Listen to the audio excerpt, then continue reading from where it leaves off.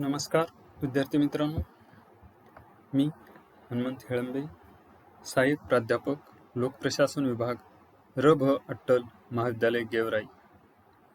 आज आपण BA तृतीय वर्ष लोकप्रशासन विषयाचा पेपर क्रमांक 10 भारतातील शैक्षणिक प्रशासन एज्युकेशन ॲडमिनिस्ट्रेशन इन इंडिया या पेपर मधील प्रकरण पहिलं शिक्षण या संदर्भात माहिती घेणार आहोत. प्रस्तुत प्रकरणामध्ये आपणास शिक्षणाचा अर्थ, शिक्षणाचे उद्दिष्टे आणि शिक्षणाचं महत्त्व या 3 घटकाचं अध्ययन करायचं आहे. आज आपण शिक्षणाचा अर्थ या संदर्भात माहिती घेणार आहोत. शिक्षणाचा उदय हा प्रागैतिहासिक काळापासून झालेला पाहावयास मिळतो. सुरुवातीच्या काळामध्ये कुटुंब हे शिक्षणाचं केंद्र होतं. म्हणजेच कुटुंबामध्ये आपले आई वडील हे मुलांना शिकवत असत. परंतु आज आधुनिक काळामध्ये शिक्षणाची अनेक माध्यमे आपल्या समोर उपलब्ध आहेत. मग शाळा असतील, महाविद्यालय असतील, विद्यापीठं असतील किंवा अनेक संस्था आहेत ज्या केंद्र व राज्य शासनाच्या नियंत्रणाखाली चालत असतात किंवा ज्या एक स्वायत्त अशा संस्था पण शिक्षण देण्याच्या दृष्टिकोनातून कार्य करत आहेत. शिक्षण हे आपणास औपचारिक आणि अनौपचारिक वातावरणात मिळते किंवा या दोन्ही प्रकारे हे शिक्षण प्राप्त होत असतं.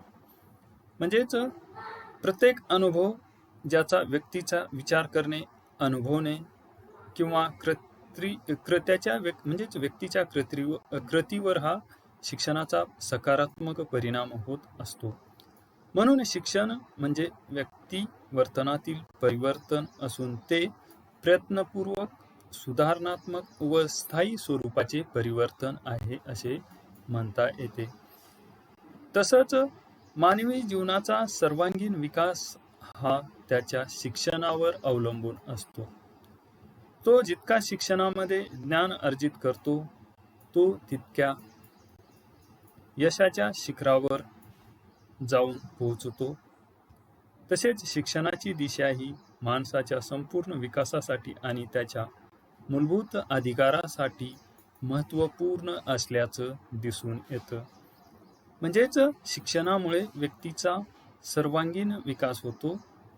त्याचबरोबर व्यक्तीला काय चांगलं आहे, काय वाईट आहे याची जाणीव निर्माण होते. तसेच शिक्षणाच्या माध्यमातून व्यक्तीला त्याच्या अंगी असणारे जे काही कलागुण आहेत किंवा सुप्त गुण आहेत तर ते विकसित करण्यास संधीही प्राप्त होत असते. आणि त्याचबरोबर जे काही मूलभूत अधिकार आहेत किंवा जे काही घटनेनं दिलेले जे अधिकार आहेत तर त्याची पण जाणीव त्याला होते. शिक्षणासंदर्भात डॉक्टर बाबासाहेब आंबेडकर यांनी एक महत्त्वपूर्ण विधान केलेलं आहे. शिक्षण हे वाघिणीचं दूध आहे. म्हणजेच शिक्षणाच्या माध्यमातून व्यक्तीमध्ये अनेक प्रकारचे सकारात्मक अथवा चांगले परिवर्तन घडून येते, जे त्याच्या वैयक्तिक जीवनाच्या प्रगतीसाठी पण त्याचबरोबर समाजाचा विकास आणि राष्ट्र विकासाच्या दृष्टिकोनातून महत्त्वपूर्ण असल्याचं दिसून येतं. किंवा व्यक्तीचा जीवन विकास, समाज विकास आणि राष्ट्रीय विकासाच्या दृष्टिकोनातून शिक्षण हे एक महत्त्वपूर्ण साधन आहे असं आपण म्हणू शकतो. तसेच शिक्षण ही एक व्यापक स्वरूपाची प्रक्रिया आहे. या प्रक्रियेतून व्यक्ती, समाज आणि राष्ट्राची प्रगती करणे हा हेतू असतो.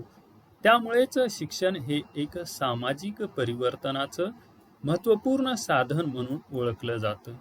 त्याचबरोबर शिक्षण हे मानवी जीवनाच्या प्रगतीचा एक अविभाज्य घटक आहे असंही म्हटलं जातं. कारण शिक्षणाच्या माध्यमातून व्यक्तीच्या अंगी जे काही ज्ञान आणि सुप्त गुण विकसित होतात किंवा त्यांनी जी काही ज्ञान व कौशल्य आत्मसात केलेली आहेत तर त्याच्या आधारावर तो स्वतःची प्रगती करू शकतो किंवा त्याला रोजगाराच्या संधी ह्या प्राप्त होत असतात. त्यामुळं शिक्षण मानवी जीवनाच्या प्रगतीचा अविभाज्य घटक आहे असं आपण म्हणू शकतो.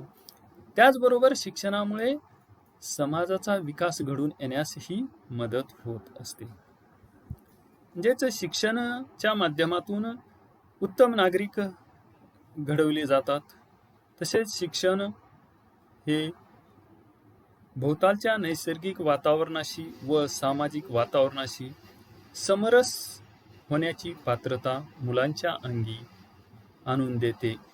म्हणजेच आपल्या सोबतालचं जे काही नैसर्गिक वातावरण आहे किंवा जे काही निसर्ग आहे आणि सामाजिक वातावरण जे काही आहे, मग या सामाजिक वातावरणातील जे काही सामाजिक प्रतीका असतील, रूढी असतील, प्रथा असतील, परंपरा असतील, तर याच्याशी समरस कसं व्हायचं, ही पात्रता शिक्षणाच्या माध्यमातून विद्यार्थ्यामध्ये किंवा मनुष्यामध्ये निर्माण होत असते. शिक्षण ही अशी प्रक्रिया आहे ज्यामुळे ज्ञान आणि कौशल्य दोन्ही विकसित होतात किंवा दोन्ही व्यक्तीमध्ये निर्माण होतात. तसेच शिक्षणामुळे व्यक्तीमध्ये मूल्य, सवयी रुजवल्या जातात आणि शिक्षणाच्या माध्यमातून व्यक्तीमध्ये जे काही राष्ट्रभक्ती असेल, देशाच्या जे काही समृद्ध परंपरा आहेत, तर याचा विकास होण्यास मदत होते. म्हणून असं आपण म्हणू शकतो की शिक्षणाचा उद्देश चहूबाजूने मिळणारे ज्ञान आत्मसात करणे व त्यातून आपले उत्तम व्यक्तिमत्व घडवणे हा आहे असं म्हणू शकतो. किंवा शिक्षणाच्या माध्यमातून आपला सर्वांगीण विकास घडून आणून आपलं व्यक्तिमत्व विकसित करण्याला किंवा घडवण्याला महत्त्व हे दिलेलं आहे. त्याचबरोबर शिक्षणामुळे व्यक्तीच्या जीवनाला दिशा मिळते असंही म्हणता येतं आणि त्या माध्यमातून किंवा शिक्षणाच्या माध्यमातून व्यक्तीला अथवा मनुष्याला काय चांगलं आहे, काय इष्ट आहे किंवा हे कळू शकतं किंवा व्यक्तीमध्ये योग्य व इष्ट बदल घडून येतात आणि जे व्यक्तीला सुसंस्कृत व विचारशील बनवण्याच्या दृष्टिकोनातून महत्त्वपूर्ण आहेत असं आपण म्हणू शकतो. त्यानंतर आपण शिक्षणाच्या व्याख्या पाहणार आहोत. शिक्षणाच्या व्याख्या संदर्भात विचार करता अनेक विचारवंतांनी, मग पाश्चात्य विचारवंत असतील किंवा भारतीय विचारवंत असतील, यांनी शिक्षणाच्या व्याख्या ज्या काही आहेत तर त्या केलेल्या आहेत. तर आपण काही म्हणजेच पाश्चात्य विचारवंत आणि काही भारतीय विचारवंत या दोघांच्याही व्याख्याचं अध्ययन येथे करणार आहोत.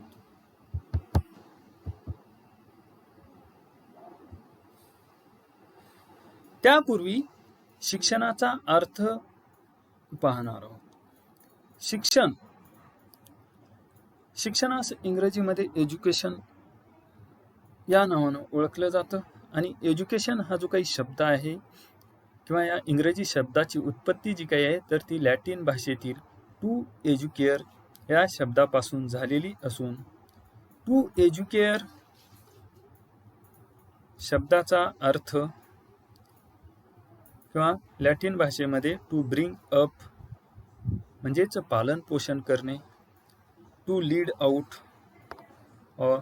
अथवा टू ड्रॉ आउट म्हणजे जन्मजात जे काही व्यक्तीच्या किंवा बालकाच्या अंगी जे काही सुप्त गुण आहेत तर त्या सुप्त गुणाला चालना देणे, त्या गुणांचा आविष्कार करणे किंवा ते विकसित करणे अथवा बालकामधील जे काही जन्मजात गुण आहेत तर त्यांचा विकास घडवून आणणे असा होतो.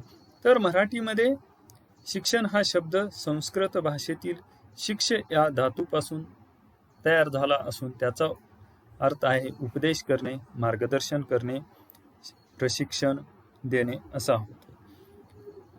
मग शिक्षणाचे जे काही व्याख्या केलेले आहेत पाश्चात्य विचारवंत आणि भारतीय विचारवंत, तर त्यामध्ये आपण सर्वप्रथम रुसो या विचारवंताची शिक्षणासंदर्भातील व्याख्या पाहणार आहोत. तशा शिक्षणाचा अर्थ सांगण्याच्या दृष्टिकोनातून किंवा शिक्षणाच्या व्याख्या अनेक विचारवंतांनी केलेल्या आहेत. जवळपास 60 ते 70 मग भारतीय विचारवंत असतील किंवा पाश्चात्य विचारवंत असतील, अशा 60 ते 70 विचारवंतांनी शिक्षणाचा अर्थ सांगितलेला आहे किंवा शिक्षणाच्या व्याख्या केलेल्या आहेत, परंतु त्यातील काही मोजक्याच व्याख्याचं आपण अध्ययन करणार आहोत. त्यातील आहे एक रुसो. शिक्षण म्हणजे व्यक्तीच्या अंतर्गत शक्ती व क्षमतेचा विकास होय. म्हणजेच शिक्षणाच्या माध्यमातून व्यक्तीमध्ये ज्या काही सुप्त गुण आहेत किंवा सुप्त शक्ती ज्या काही आहेत आणि ज्या काही क्षमता आहेत तर त्याचा विकास घडवून आणणे म्हणजे शिक्षण होय, असं रुसो यांनी म्हटलेलं आहे. तर महात्मा गांधीजींच्या मते शिक्षण म्हणजे बालकाच्या शरीर, मन व आत्मा या प्रक्रियेमध्ये जे उत्तमत्व आहे त्याचा सर्वांगीण विकास घडवून आणणे होय. म्हणजेच बालकाचं शरीर असेल, मन आणि आत्मा या प्रक्रियेमध्ये जे काही चांगला घटक आहे किंवा जे काही उत्तमत्व आहे किंवा सर्वोत्तम आहे तर अशा सर्वांगीण अशा घटकाचा किंवा याचा सर्वांगीण आहे असा उत्तम किंवा सर्वोत्तम तर त्याचा सर्वांगीण विकास घडवून आणणं म्हणजे शिक्षण होय. मग एखाद्याला चित्रकलेची आवड असेल किंवा इतर ज्या काही कला असतील तर त्या क्षेत्रामध्ये त्याला विकास घडवून आणणं किंवा त्याला आपलं करिअर करण्याच्या दृष्टिकोनातून संधी त्याला उपलब्ध करून देणं अथवा त्या व्यक्तीला त्याच्या आवडीनुसार आपलं करिअर विकसित करण्याची संधी ही उपलब्ध करून देणं किंवा त्याचा त्या क्षेत्रामध्ये विकास घडवून आणणं म्हणजे शिक्षण होय. पुढची व्याख्या आहे स्वामी विवेकानंद. मानवातील उपजत दैवी गुणांची अभिव्यक्ती म्हणजे शिक्षण होय. स्वामी विवेकानंदांनी मानवामध्ये म्हणजेच मनुष्यामध्ये ज्या काही उपजत दैवी गुण आहेत किंवा शक्ती आहेत तर त्याचा विकास घडवून आणणं म्हणजेच शिक्षण असं म्हटलेलं आहे. म्हणजेच जन्मतः व्यक्तीमध्ये जे काही सुप्त गुण आहेत किंवा निसर्गाने ज्या काही दिलेल्या दैवी शक्ती आहेत किंवा दैवी गुण आहेत तर त्या गुणांचा किंवा त्या शक्तीचा किंवा त्या क्षमतेचा विकास घडवून आणणं म्हणजेच शिक्षण होय असं स्वामी विवेकानंदांनी म्हटलेलं आहे. तर डॉक्टर सर्वपल्ली राधाकृष्णन यांच्या मते शिक्षण हे सामाजिक, आर्थिक आणि सांस्कृतिक परिवर्तनाचे साधन असून ते केवळ माहिती देणे एवढ्यापुरते मर्यादित नाही तर शहाणपण देण्यासाठी आहे. खरे शिक्षण हे मूल्याधारित असून सत्याचा शोध घेणारे असते. सर्वपल्ली राधाकृष्णन म्हणतात की शिक्षण हे सामाजिक, आर्थिक, सांस्कृतिक परिवर्तनाचे साधन तर आहेच, परंतु व्यक्तीला हुशार करणं, त्यांनी इथं शब्द वापरलेला आहे शहाणपण देण्यासाठी आहे. म्हणजेच त्याला हुशार करणं. त्याचबरोबर खरे शिक्षण हे मूल्याधारित असून सत्याचा शोध घेणारे असते असं त्यांनी म्हटलेलं आहे. म्हणजे मूल्याची रुजवणूक त्याच्यामध्ये करणं आणि काय खरं आहे किंवा काय चांगलं आहे, योग्य आहे तर हा शोध घेण्याची वृत्ती किंवा जिज्ञासू वृत्ती त्या मनुष्यामध्ये अथवा त्या बालकामध्ये निर्माण करणं म्हणजेच शिक्षण होय असं डॉक्टर सर्वपल्ली राधाकृष्णन यांना शिक्षणाचा अर्थ अभिप्रेत आहे. त्यानंतर आपण शंकराचार्य यांच्या मते शिक्षणाची जी काही व्याख्या किंवा शिक्षणाचा त्यांनी जे काही सांगितलेला अर्थ आहे तो पाहणार आहोत.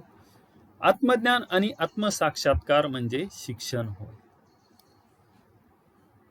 तसेच अरिस्टॉटल यांनी पण शिक्षणाची व्याख्या केलेली आहे. निरोगी शरीरात निरोगी मनाचा विकास करणे म्हणजेच शिक्षण होय. म्हणजे जे काही शरीर आहे किंवा जे काही व्यक्तीच्या अंगी जे काही गुण आहेत तर त्या म्हणजेच निरोगी शरीर जे काही आहे किंवा त्याला जे काही निसर्गतः प्राप्त झालेले गुण आहेत तर त्याचा सर्वांगीण विकास घडवून आणणं याला अरिस्टॉटलने महत्त्व दिलेलं आहे. तसेच पेस्टालोत्सी यांच्या मते शिक्षण म्हणजे मनुष्याच्या सर्व जन्मसिद्ध शक्तींचा समप्रमाणात विकास करणे होय. पेस्टालोत्सी यांनी मनुष्याला जे काही जन्मसिद्ध शक्ती प्राप्त झालेल्या आहेत म्हणजेच जन्मतः जे काही कौशल्य प्राप्त झालेले आहेत किंवा जे काही सुप्त गुण त्यांच्या अंगी आलेले आहेत तर त्याचा विकास घडवून आणणं म्हणजेच शिक्षण होय असं स्टॉलोत्सी यांनी म्हटलेलं आहे. शिक्षणाच्या माध्यमातून व्यक्तीमध्ये सकारात्मक परिवर्तन घडवून आणणं, त्याचबरोबर त्याच्या अंगी जे काही असणारे सुप्त गुण आहेत तर त्याचा विकास घडवून आणणं, म्हणजे त्याच्या कौशल्य विकसित करणं याला महत्त्व दिलं जातं. त्याचबरोबर त्याच्यावर चांगले मूल्य संस्कार रुजवणं यालाही प्राधान्य दिलेलं आहे. त्याचबरोबर त्याचा आत्मविकास किंवा व्यक्तिमत्व विकासालाही प्राधान्य दिलेलं आहे. असं आपण या विविध शिक्षणासंदर्भात जे काही पाश्चात्य विचारवंत असतील किंवा भारतीय विचारवंत असतील यांनी जे काही शिक्षणाच्या व्याख्या सांगितलेल्या आहेत तर त्याच्यावरून आपण म्हणू शकतो. या शिक्षणाच्या माध्यमातून जे काही बदल घडून येतात तर त्यामध्ये आपण थोडक्यात असं म्हणू शकतो की मनुष्यामध्ये किंवा बालकामध्ये ज्ञान संवर्धन म्हणजे ज्ञानवृद्धी होत असते. म्हणजे आपण जसजसं शिक्षण घेत जाऊ तसतसं आपल्याला ज्ञान प्राप्त होत असतं आणि ते जे काही ज्ञानाच्या कक्षा आहेत तर त्या रुंदावत जातात किंवा ज्ञानाचं संवर्धन हे मोठ्या प्रमाणात होत असतं. त्याचबरोबर व्यक्तीच्या अंगी वाचन आणि लेखन कौशल्य विकसित होतं किंवा वाचन व लेखनाची व्यक्तीला शिक्षणामुळे सवय लागत असते. तसेच व्यक्तीचा बौद्धिक विकास घडून येण्यास शिक्षणामुळे मदत पण होते.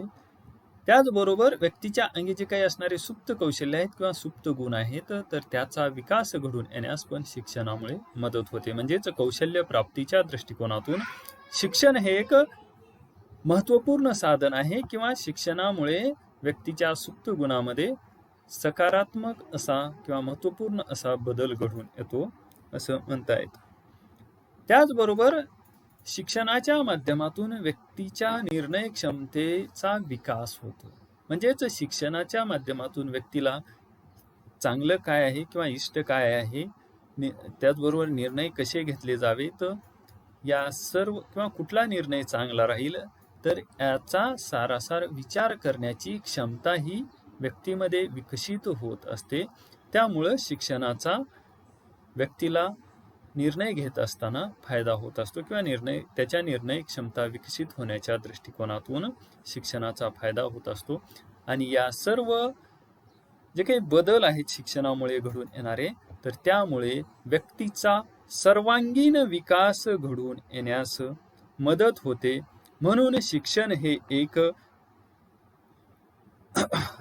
मानवी जीवनाचा विकास घडवून आणणं असेल अथवा व्यक्तिमत्व विकास असेल, त्याचबरोबर सामाजिक विकास, राष्ट्र विकास या दृष्टिकोनातून एक महत्त्वपूर्ण साधन आहे असं आपण म्हणू शकतो. धन्यवाद.